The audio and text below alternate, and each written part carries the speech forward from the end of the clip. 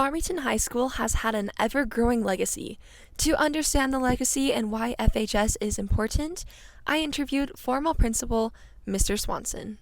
I love the legacy of Farmington High School. It is such a privilege to be able to come back and talk to you. There's not another school that has more amazing teachers, more amazing students, but the legacy to be able to build something from the ground up, this isn't what somebody else did. This is what you're doing.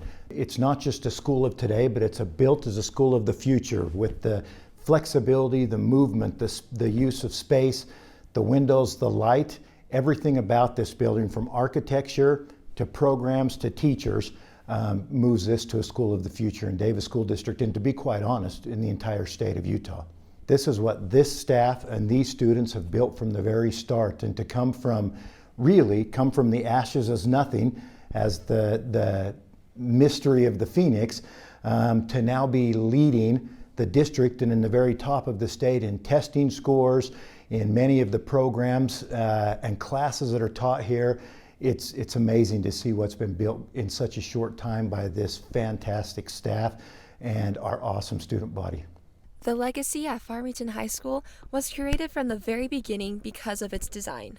I sat down with Superintendent Dan Linford to hear more about the legacy. It was really a great opportunity to build something unique in terms of its construction. The idea was to create a space that's a little more like a university campus, where students have lots of spaces to study and to relax and to study where you'd study if you went home. You know, some people are kitchen table studiers, some people are on their bed, some people are sitting in a chair somewhere. So we try to create lots of natural spaces for students. Try to bring in a lot of light.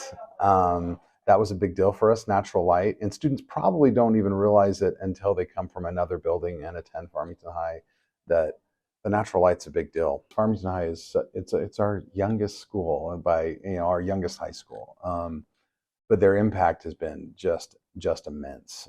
The impact of Farmington High not only comes from the design, but also from its wonderful teachers.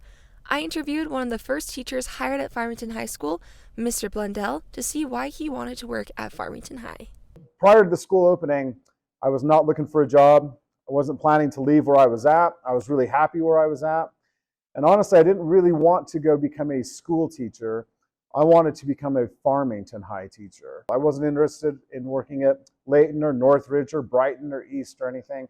But the idea that we could come to a new school that was really going to be innovative, new items, really challenge the way that education had been done in the past, that was really appealing to me. So really getting in ground level with something new and being able to kind of push the envelope, I guess, of what we could do, that's what brought me here. I talked to our current principal, Mr. Whitaker, to see what he thinks of Farmington High School's legacy. In leaving and coming back to the school, I think that school spirit in general has increased quite a bit. The first thing I noticed when coming back is everyone's wearing Farmington gear. And usually that's a pretty good sign of students and teachers and community members being proud of their school. And so I see a lot more involvement as the years have gone on. We're still relatively new, but we've established some traditions and we're trying new things, and that's the cool thing about this school.